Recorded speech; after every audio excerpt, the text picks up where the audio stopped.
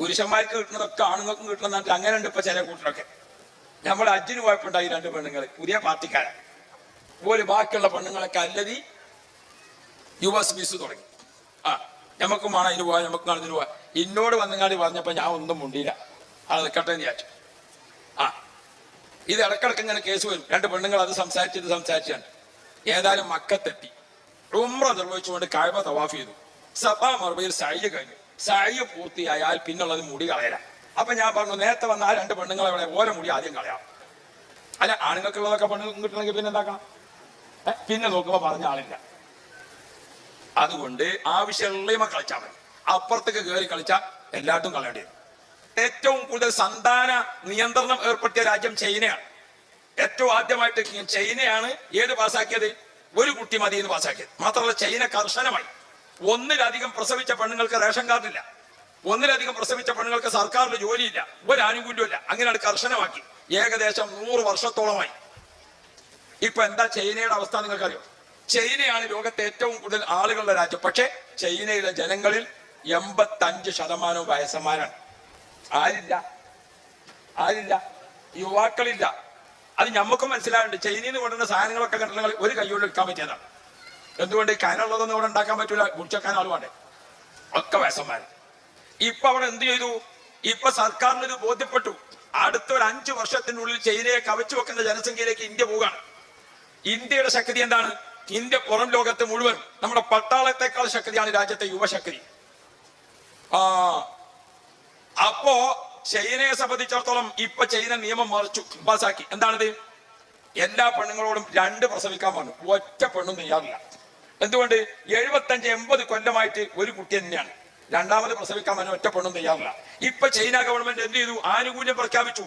പ്രസവ ചെലവ് മാത്രമല്ല, ആ കുട്ടിന്റെ വിദ്യാഭ്യാസം, ആ ഉമ്മാക്ക് പ്രത്യേക ആനുകൂല്യം, 3, 4, 5 ഒക്കെ പ്രസവിച്ച അത്ര ആനുകൂല്യം പാസാക്കി. പക്ഷെ ഒറ്റ പെണ്ണുങ്ങളും കേൾക്കണില്ല.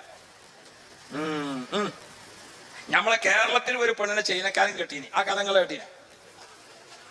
അല്ലാഹു റബ്ബി. ചൈന നമ്മളെ ആ പെണ്ണിന്റെ ഒരു സ്ഥലം എന്താണ്? കാനഡ വളവിൽ അവിടെ.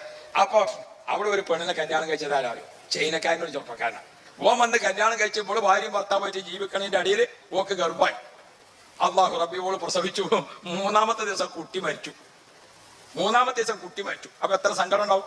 അപ്പൊ ഈ പെണ്ണ് ഇങ്ങനെ കരയാണ്, എനിക്കിത് ആദ്യം അറിയാം.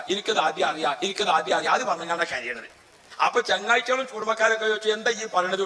ഇത് ചൈനന്റെ സാധനല്ലേ, എത്ര ഗ്യാരണ്ടി ഉണ്ടാവുള്ളൂ? അല്ലാഹു റബ്ബി. ഇനി കരഞ്ഞിട്ട് കാര്യമില്ല, അതൊക്കെ സമയത്ത് നോക്കേണ്ട സംഗതിയാണ്. ഇത് ചൈനന്റേതാണ്, ഇനി കരഞ്ഞിട്ട് കാര്യമുണ്ടോ? പണ്ട് സ്കൂൾ ക്ലാസ്സിൽ 40 കുട്ടികളുടെ ഒരു ക്ലാസ്സിൽ. അപ്പൊ സാറ് ചോദിച്ചോടോ, ആ കോഴിക്കോടുണ്ടല്ലോ മാനാഞ്ചിറ കുളം, അത് നടക്കണമെങ്കിൽ എത്ര കൊട്ട മണ്ണ് പാടിയിരുന്നു? അപ്പൊ ഒരു കുട്ടി പറഞ്ഞു 100, മറ്റേ കുട്ടി പറഞ്ഞു 200. കുട്ടികളെ ബഹളം വെക്കൽ തുടങ്ങി. 100, 200, 400, 500 ഒന്നായിട്ട് കുട്ടികൾ. അപ്പൊ ഒരു കുട്ടി ഇഞ്ചമാതിരി ഒരു സാധുവാണ്, ഒന്നും മിണ്ടാതെ അവിടെ ഇരുന്നു. ഇവരെ ഈ ബഹളമൊക്കെ കഴിഞ്ഞ ശേഷം സാറ് ചോദിച്ചോടോ, നീ ഒന്നും പറഞ്ഞില്ലല്ലോ, എത്ര കൊട്ടയാവും എന്ന് ചോദിച്ചു. അപ്പൊ ആ കുട്ടി പറഞ്ഞു, സാറേ കുളത്തിന്റെ അത്ര വലിപ്പമുള്ള കൊട്ടയാണെങ്കിൽ ഒറ്റ കൊട്ട മതിയാവുന്ന. അല്ലാഹു റബ്ബി. നമ്മളെ കണക്കൊക്കെ കൊട്ടക്കണക്കിലായാൽ പറ്റൂല, കുറച്ചൊക്കെ നമ്മളത് വിവരമാണ്. അല്ലാഹുവിന് ഖൈർ നൽകണേ അല്ലാ. പെണ്ണുങ്ങൾ അത് പ്രത്യേകം ശ്രദ്ധിക്കണം. ഭർത്താവിന് കച്ചവടം, മൂപ്പർക്ക് നമ്മളവിടെ ലക്ഷ്മരാക്കി സിമെന്റ് കച്ചവടം. വൈകുന്നേരം ആകുന്നത് വരെ സട്ടറ പൊക്കി ഇരുന്നിട്ട് ഒരൊറ്റ ആളും കച്ചവടത്തിന് വന്നില്ല. അന്ന് ഇയാൾക്ക് കട അടച്ചു വരുമ്പോൾ വലിയ സന്തോഷം ഉണ്ടാവും. കാരണം അതുകൊണ്ട് കച്ചവടം നടന്നാൽ ഇതൊക്കെ കച്ചവടക്കാരാണ്. കച്ചവടക്കാരോട് ചോദിച്ചാൽ കച്ചവടം ഇല്ലാത്തന്ന് പടച്ചോനെ, കച്ചവടം നടന്നാലും നടന്നില്ലെങ്കിലും വീടേക്ക് വാടക കൊടുക്കണം. വാടക ചാലുവാണ്, കറണ്ട് ബില്ല് ചാലുവാണ്, പണിക്കാരുടെ ശമ്പളം ചാലുവാണ്, ഒക്കെ റെഡിയാണ്. ഒറ്റ ആളും വന്നില്ല. വൈകുന്നേരം 5 മണിക്ക് കട അടക്കാൻ നേരത്ത് ഒരു കാറിൽ 4 ആള്. അപ്പൊ ഈ കച്ചവടക്കാരന് വലിയ സന്തോഷമായി. അയാൾ പണിക്കാരനോട് എടോ ഒരു 4 ചായക്ക് പറയാം. ഇപ്പൊ നല്ലൊരു കച്ചവടം വന്നാലേ 4 ചായ കൊണ്ടുവന്ന് വെച്ചു. ഇവര് 4 ആളും കാറിൽ നിന്ന് ഇറങ്ങി വന്ന് ഇരുന്ന്. അപ്പൊ മുതലാളി എന്തേന്ന് ചോദിച്ചു. അപ്പൊ നോക്കുമ്പോ അത് എത്തിങ്ങാന്റെ പിരിവാ. അല്ലാഹു റബ്ബി. നല്ല മക്കളുണ്ട്. അന്നത്തെ പീടി അടച്ചു വരുന്നത് ഈ കൊലത്തിലാണ്. അന്ന് ഭർത്താവ് വരുമ്പോ മുഖത്തൊക്കെ നോക്കിയാൽ ഭാര്യയൊക്കെ മനസ്സിലാക്കണം ഇന്ന് കച്ചവടം കിട്ടിയിട്ടില്ല. അപ്പൊ കുറച്ച് മനസ്സിന് പ്രയാസം ഉണ്ടാകും. ഞാൻ സമാധാനിപ്പിക്കട്ടെ. അപ്പൊ ഭാര്യ കുറച്ചും കൂടി സ്നേഹം കാണിക്കുക, കുറച്ചും കൂടി സന്തോഷം കാണിക്കുക, കുറച്ചും കൂടി. അല്ലാതെ രാവിലെ ചിരിച്ച് കളിച്ചു പോയതാ ഇപ്പൊ എന്താണെന്ന് അറിയില്ല എന്ന് പറഞ്ഞിട്ട് അകന്ന് നിൽക്കലല്ല. സ്നേഹം മനസ്സിൽ വെക്കാനുള്ളതല്ല, അത് പ്രകടിപ്പിക്കാനുള്ളതാ. നമ്മളെ ഉസ്താദുമാര് 2 ആഴ്ച കൂടുമ്പോൾ നാട്ടിൽ പോവുക, അല്ലെങ്കിൽ ആഴ്ചയിലൊക്കെയാണ് പോവുക. ഒരു മോചാരി പോകുമ്പോ വലിയ ചെന്നാ പെണ്ണുങ്ങൾക്ക് അത്ര ഒരു മെയിൻ്റെ ഉള്ളൂ. ഒരു പ്രാവശ്യം മോചാരി പോകുമ്പോൾ വലിയൊരു ബാഗും കൊണ്ടാ പോയത്. വലിയൊരു ബാഗ്. അപ്പൊ പെണ്ണുങ്ങൾ ഇങ്ങനെ ഈ വലിയ ബാഗ് കണ്ടപ്പോ ഒക്കെ ഭയങ്കര ഒരു കൗതുകമായി. എന്താ കൊണ്ടുവരുന്നതെന്ന് അറിയില്ല.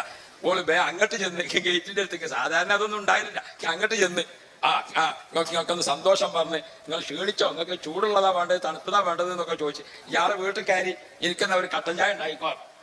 ഇപ്പൊ ഒരു കട്ടൻ ചായ ഉണ്ടാക്കാൻ പറഞ്ഞ് ബാത്റൂമിൽ പോയി. പെണ്ണുങ്ങളാണ്, ഇവർക്ക് ഈ ബാഗിൽ എന്താ ഉള്ളതെന്ന് അറിയാഞ്ഞാൽ ഒരു ബേജാറാണ്.